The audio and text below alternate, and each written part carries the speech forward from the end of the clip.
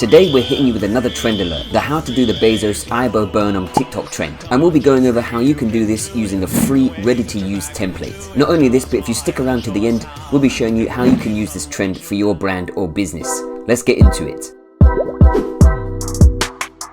In order to do this, you will need 8 different images that are related to whatever you are trying to promote. And ideally, the second to last and last images will be the before and after of something. And this is because the trend ends with look at where you came from, look at you now. Once you have got the 8 images that you want to use, you can simply click on the template link in the description and you will come to the free InVideo editor. All you have to do is sign up for a free account and you can start editing this template. You'll see that the music is already in place and the scenes are already synced to the music. So all you have to do is replace the assets in the current scenes with the assets that you want to use. Once you have done this, you can simply preview and export your video and then it's ready to share on any social media platform. Now let's go over some really cool ways that you can use this trend for your brand or business. The first way that you can use this trend for your business is to showcase one of your best-selling products in a funny way. For example, if you're a fashion brand, you can get some high quality images of your products and load them into the template. You can end the final scene where you say look at where you came from, look at you now, by showing a lower quality image of the product